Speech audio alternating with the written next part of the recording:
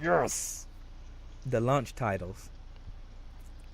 You know, wasn't E3, but rarely have I had such a good laugh at people talking about games. I loved it. Oh I man. loved it. Oh my god, that was the best part of the entire. A lot of people said that was the slow part of the conference, and it was. But some of the best reactions came out of that game. It Yeah. got me livid at times, but when I watched it again for the third time, I was able to laugh at a lot of the stuff that was said about that. You games like Knack that nobody is interested in because it looks so childish and kiddie. I don't really care about that. I don't care about any of this stuff. It's not a big game. It looks like a cute game, and honestly, the Yeah. story kind of looks interesting. I wouldn't. I'd probably give it a shot if there was a game to get me interested in it. Just give me 5 minutes with it to. If there was a game that they showed all night, give me 5 minutes with to let me know if I was interested in playing it or not. I think that would be Knack. I think that was actually the strongest one for me. Really? Yes, Hmm. I. Let's see. There was Knack. There was Drive Club, which the best. I love that guy. He's little crazy, Oh god, that speaker. crazy as hell, but I love him. I love that guy. He genuinely cares about what he was. He was the only one I think who was not BSing us all night. I think he was the only person truly just telling how he feel. I have nothing but respect for that guy. I probably would not leave him alone with my car, but I love him. Who knows what he would do with your car? Field experience. Get in the car. Breathe in. Breathe it in. I love that guy. He was the greatest. And you know what? Genuinely, I'm not a racing guy. I'm really not. But you know, it looked like that team put a lot of effort into that game. It didn't. Yeah. He said that it was like photorealistic this and blah blah blah, but it didn't come off like they really just took a picture of it through put some computer graphics on it and said we redid it. It really did to me come off like these people sat down and they really looked at every corner that you could look at this thing with before they showed that video, before they made that video and whatnot. Which Yeah, it looked like they really worked at that hmm one. I appreciate that. Anyone who has that Hmm. much love for something they do, I'm willing to bet that is going to be the driving game of the year. I'm willing to say that. Hmm. And then okay, hold on. I don't want to kill. Killzone. Okay, I'm calling it right now. That wasn't a demo. That was a cutscene all the way through. That's just what I'm saying. Nobody would release a demo unless they were freaking retarded with that bad of a shot. And I know that's a stupid thing to say, but that dude playing that game had no clue. I don't even think he's held the It controller really did before. seem like I don't that. know if he's Like he couldn't aim and he was running off even when there was, still things to shoot. yes. And the okay, again, nitpicky. But then when he jumped off the bridge to grab the rope, he didn't even do a run and jump. It was just a walk, jump, ooh, grab on. No real feel of momentum when he was falling. No feel of immediacy as he was doing anything. You mean to tell me somebody who knows what? I get that you're waiting for the icon to come up to tell you to go up, but let's just say that's a completely scripted event. You mean to tell me I have to wait till a certain point so I can climb that rope and set that C4, and then everything was too specific. You had to wait till you got to a certain point. Then it told you to climb up. A certain point. Then you put down the C4. And just magically, mystically, you happen to land right at the line between the city with the blue lights and the city with the red lights. No. Cutscene all the way. I'm calling it. That's all that was. I was I completely don't know. I'll unimpressed. I'll admit that that really it was visually nice. And I'm not a first person shooter person, but I can see how others would get really excited over that I one. would argue Crisis 3, from what I've seen in that, and Far Cry 3 are also very visually nice games. That one didn't look any better than those two. to these eyes. I will admit, I will put my hands down, I will admit this. The first time I saw it was on that grainy graphics, and it didn't look. I could tell that it was sharp, but I couldn't see how detailed it was. And when we watched it again later on, again, I couldn't see how detailed things were. But that's also the problem. If you're going to put this on Ustream, maybe you want to upload it with quality where people can appreciate the graphics or anything like that. Maybe my mind would have been blown, and I could have said, "This is next gen graphics." But from what I've seen, it's high end PS3 graphics, which is not an insult at all. PS3 graphics, when the developers started polishing PS3 games and really pushing those graphics to the max, beautiful. I can't even Agreed. I can't even take that away from it. It looks good. It looks brilliant. But it looks what's that? What's the name of that game? Killzone. Killzone Shadowfall. Yeah, that looked no more brilliant than I've seen already. Need to impress me a little bit more. Try a little harder, and then you may impress me. But no, sorry. In fact, I will say this: Henshaw in Deus Ex, that city looked better to me visually than this place, because there's a lot of stuff going on in Upper and Lower Henshaw, and you can see the city, you can see the sunlight, and it really looks like a futuristic place, and it has a lot more life in it, even though it's probably nothing but a backdrop. There's a lot more life and personality in that than in this. To me. Yeah. And yeah, not bad. I don't know, it was flashy. I can understand how people will like it, and it wasn't a bad second game that they brought out at all. No, it wasn't. It didn't get me. It was just standard, though. You know, Killzone was going to be on PlayStation, whatever you expected. Probably want to bring out something that I'm not expecting. If you want me to get interest, this is exactly why console releases come out. I'm sorry. This is exactly why they don't talk about games when they release consoles until E3, because then you have games to kind of go with it. And when you just bring out, I don't know, it came off odd when Nintendo released the Wii U. They were talking about the games that are going to come out with it, Pikmin and all this and that, blah, blah, blah, blah, blah, blah, blah. They announced it then because they could get into details about it. If you cannot get into details about it because you want to get into details during E3, you probably shouldn't announce any games. You should probably just stick to technical stuff. Just saying. Which means you shouldn't tell the public about it. The public cares about games. Plenty of them care about technical specs when they want to, show their virtual wang off to this console over that console. But that's just how it is. They don't want to know, many of them, and the other half doesn't need to know. You just need to put out the games if you're going to put out the games. Technical aspects for technical people only, for the developers only.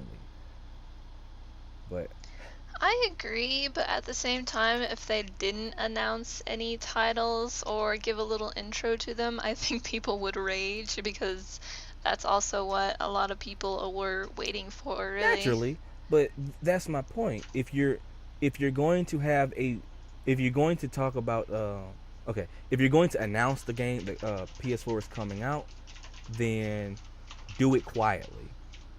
If you're going to talk about the PS4 and get people interested in buying it, do it publicly. And when you do it publicly, you best bring out some games. You got to talk about it, because that's what people are buying the console for, the games. They didn't mention anything. Well, we'll get into other stuff, but you can't, if you're going to hold off on the games to mention for the PS4 for E3, then don't even waste people's time showing them, getting them enticed about it. Let people take pictures of the controller. Go into excruciating detail about everything that this thing is going to do, technically wise, and vaguely talk about what you want to do, and don't show it to the public at all. Period. Because you'll have people like me who will scrutinize every word you say, and try to figure out what the hell it is you're trying to do. I don't scrutinize to be a jackass. I just scrutinize because I can't believe I have to accept what you said as a fact. I can't accept a rumor as a fact. I can only believe what you tell me. So if you don't tell me nothing and these people tell me, you could change, you could heel turn and do whatever the hell you want and make them look like liars. I'll have to believe Sony because Sony never said anything to me. But if Sony speaks to me, I gotta believe what they tell me. That's just how I feel. But back on the games. I'm sorry. I made bad. That's alright. I made bad. Oh gosh. The next one is the one where you're not safe. Oh, the government is against you. Yay! a sequel to one of the worst sequels ever put out. Period. PERIOD. One of the worst sequels ever. They put out another sequel to it. Infamous 3. Or should I say Infamous Second Son. Just, I need to rage. I need to rage just a little bit. Oh, go ahead. I bought the first Infamous and I was expecting something. I'm sorry, I bought the first Infamous and I had a great time with it. I rented the second Infamous because I saw what they were doing to it and I was pissed. I could see that there was a lot of love put into this game, but there was obviously two factions working in that game, and unfortunately the faction that wanted to make it mainstream for everyone won over, and the faction that wanted to make it good, they were still there, but a lot of it got undertoned. This intro to this game was exactly the same experience I had while playing that game. WTF? What the hell is going on? You establish so much with the first Infamous, and then you just take a dump all over in the second one. That's what I felt like. And this dude just comes out while we're talking about games and about the time he was tear gassed. I tried to feel sympathy for him while he was speaking. I felt like, what game are they gonna announce? This must be interesting, right? And then, it's all about the government is against you and trying to control everything. And then all of a sudden, they bring out this trailer where... I'm sorry. I have to interrupt. Hold on. You missed the part. Go ahead. Government trying to control you. Hold on. And they're trying to keep you safe. But what if you had superpowers? And no one could track you? What could you do then? Oh, that confused me so bad. Okay, continue. I'm sorry. Okay, so they didn't really put any detail to, what about the people with superpowers. And then in the trailer, they made it completely look like the person with superpowers was the one wrecking the place for no reason. Yes. So who's the bad guy again? It was that I hated the intro because as soon as he started talking about he was tear gassed and had that sad look on his face, and then he started talking about how much this security and that security, the things you would give up for security, freedom. I'm like, oh my God, why are you preaching to this? Can you just bring out your game? Can you just bring out your game? For the love of Christ Almighty, will you just bring out your game? Shut up. That's all I was thinking while he was talking, and it drives me crazy every time I watch that dude give that speech. It was awkward, it was ham-fisted, and it had nothing to do with the game in any meaningful way. It really did. The entire cutscene, you see cameras, you see people going through checkpoints, people in lines going through checkpoints, and someone in the car going through a checkpoint. You see people, you see essentially a military state. You see a nitpick. Why are we still using the Matrix zoom out of the camera, zooming into another room? That's so old. Stop doing it, folks. Unless you're going to be clever about it, which you can't be now. Stop it. Okay, then we go to this room where you see the people standing there and looking through this. Oh, what's going on in B sector B? I don't know what's going on here. Everything's fine over here. Oh no, bomb's going off. Okay, Are these the bad people? You know, something explosion going on. Oh my god, what's going on? Guy with a superpower. Wait, isn't he supposed to be the person who's supposed to help us out? Wait, no. Then you see the backside of an ominous looking woman. Her entire back, not her rear end, but her back. You see her looking at the screens. She's in a room with a bunch of police looking at the screens. He was talking about how the police were supposed to protect him, but they really didn't protect him, and they tear gas people for no reason. He was talking about all of that. So naturally, they're the bad people, right? But this dude just knocks over two of them, blows up a car. So, why did he do that? They didn't even really attack him. He started it. He started the explosion, and they were going to find out what the hell was going wrong. Okay. I can believe how the game might have something related to his story or intro or whatever, but with the trailer, not at all. It contradicted itself, and they just didn't bring it out how they should have. I could not tell who was the bad guy. That's the long and the short of this long diatribe I've been going on. All I'm supposed to believe is the people looking at the screen, looking through the cameras, they're the bad guys. But the guy with the superpowers, he's acting like the bad guy. And she's like, I want him brought in alive. Is she going to do experiments on him? Is he a rogue guy? Is he a good guy that she's trying to capture? None of that was explained. I don't know. And I will end it with this. It didn't get me interested for the game. It just annoyed me because this dude went on a wild talk similar to my ranting, but it had nothing to do with anything. He went on this really long talk about the safety of people and what you're willing to give up, and superpowered people and they're taking over things, and how could you stop them? How would you fight to keep them safe? I mean, could you fight against them or whatever? What would you do to keep safe? And the video explained or went along with none of that. None of it. Yeah, it was just confusion. They did not do that one the right way at all.